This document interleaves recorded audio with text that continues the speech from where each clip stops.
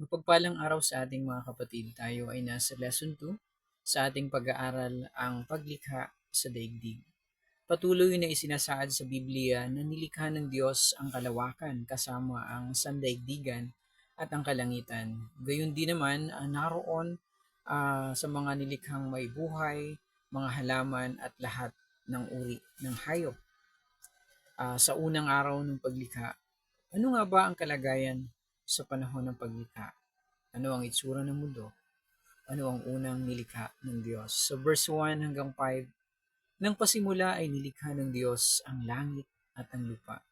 Ang lupa ay walang hugis o anyo, dilim ang bumabalot sa kalaliman at kumikilos ang Espiritu ng Diyos sa ibabaw ng tubig. Sinabi ng Diyos, magkaroon ng liwanag at nagkaroon nga.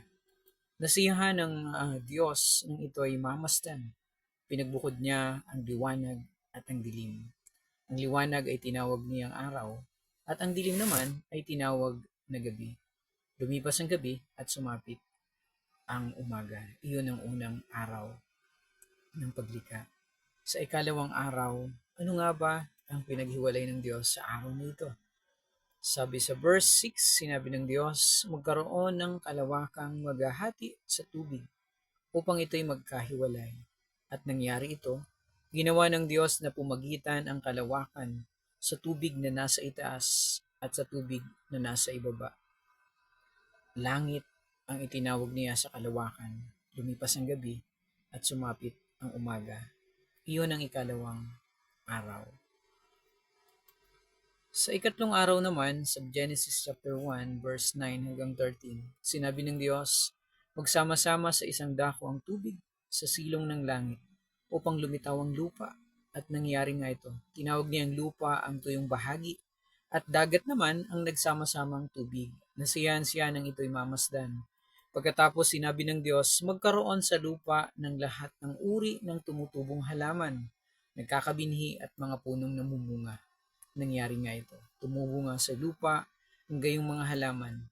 Nasiyahan siya nang ito'y mamasdan. Lumipas ang gabi at sumapit ang umaga. Iyon ang ikatlong araw. At sa ikaapat na araw naman ng paglikha, sa verse 14 hanggang 19, sinabi ng Diyos, magkaroon ng mga tanglaw sa langit upang mabukod ang araw sa gabi.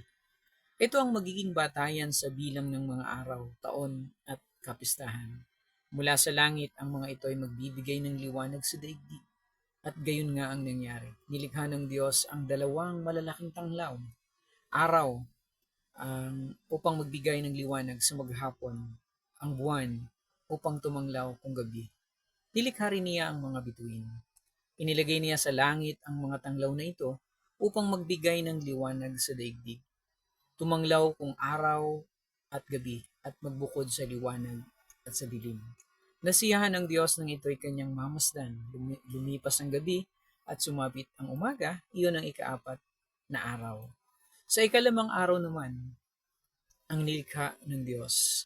Sabi sa verse 20, sinabi ng Diyos, magkaroon sa tubig ng maraming bagay na may buhay at magkaroon din ng mga ibon sa himpapawid. Nilikha ng Diyos ang mga dambuhala sa dagat at lahat ng bagay na nabubuhay sa tubig. Gayon din ang lahat ng uri ng ibon. Nasiyahan ng Diyos nang ito'y mamasdan. Pinagpala niya ang mga ito at sinabi, magpakarami ang lahat ng bagay na nabubuhay sa tubig at punuin ang karagatan. Pagpakarami rin ang mga ibon at punuin ang daigdig. Lumipas ang gabi at sumapit ang umaga. Iyon ang ikalimang araw. Sa ika-anim na araw naman ng paglikha. Ano nga ba ang nilikha ng Diyos sa anim na araw? Sinabi ng Diyos, magkaroon ng lahat ng uri ng hayop sa lupa. Maaamo, may ilap, malalaki at maliliit. At gayon nga ang nangyari. Ginawa nga niya ang lahat ng ito at nasiyahan siya nang ito'y kanyang mamasdan. Ano nga ba ang layunin ng Diyos para likhain ang sangkatauhan? Sabi sa Pahayag 4 verse 11, aming Panginoon at Diyos, karapat-dapat kang tumanggap ng papuri, karangalan at kapangyarihan sapagkat ikaw ang lumalang sa lahat ng bagay at ayon sa iyong kagustuhan, sila'y nilalang mo at iyong pinapanatili. Amen. Salamat po sa nilikha ng Diyos upang ating masilayan, makita ang kanyang kapangyarihan, mamasdan, purihin at sambahin ang Panginoon. Maraming pong salamat.